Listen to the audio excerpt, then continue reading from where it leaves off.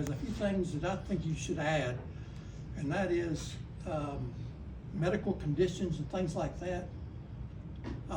There are a lot of medical conditions out there that skip generations, that are inherited, but they skip generations.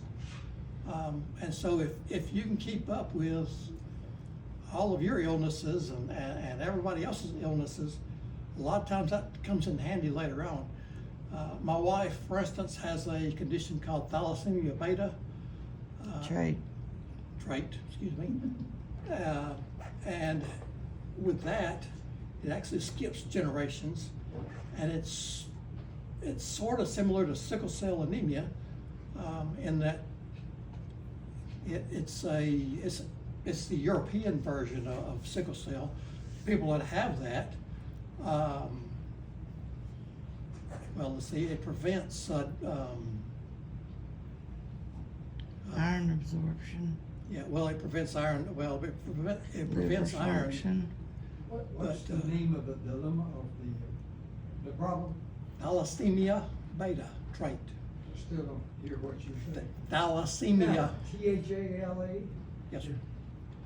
But anyway, that prevents malaria, and it's similar to what they have in Africa, but it's different. But anyway, but it skips generation, and my wife had an iron deficiency problem. Well, they started pumping her with iron. Well, with this condition, her body would not absorb it, and it ended up doing liver damage until they realized, well, wait, her grandfather had this, and maybe she's got it. And come to find out that was one of her problems. So as you do your medical history, a lot of times it can come in handy when if you're having medical issues. You can go back and look at your family history, and sometimes that does help.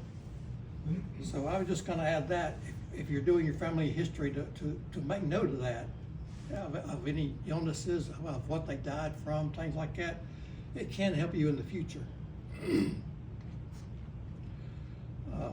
I was also going to say, we were very fortunate. My brother actually put this booklet together. There's a copy of it up here. The Aiken, Brazil, Dumas, and Bates. There are several more families there. But we have been working on this for a long time. My grandmother was a Dumas. She was Freda Opal Dumas, and she married a Bates. She was one of those people that remembers everything. She remembered birth dates. It's like people that, like 4 generations back, she could remember their birth dates and things like that. And as we started doing research, she was like, sometimes she was off a little bit, but it was amazing how much of a memory she had for dates, places, and things like that. So, one of my pieces of advice is, if you have grandparents, if you are a grandparent, sit down and write down everything you can about your memories of people that have gone on before you. And it will help. It'll help in your research. You'll be surprised. And who was his grandmother? Her name was Freda Dumas. Oh, okay. There's a Dumas family for which there was a community on Mount Holly Road called Dumas City. Okay.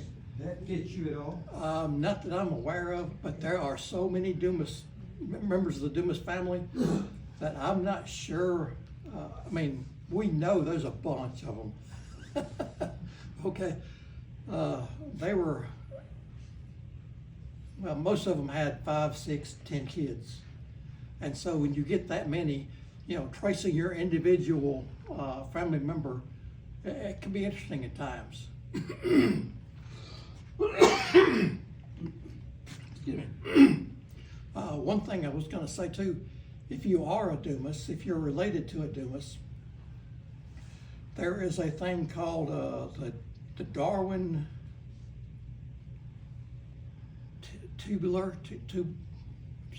we call it the Dumas ear. The Dumases have this extra little tip on our ears right here. Not all of them have it, and sometimes it skips a generation. But I have met Dumases from all over the country, and they have this little deal on their ear here. TikTok. They have a TikTok over there. Yeah. And it's fairly common, and in some countries they're like, as I said, 57% of the population has it, and I believe it was Sweden. But we just know that the Dumas family has that. We don't know why.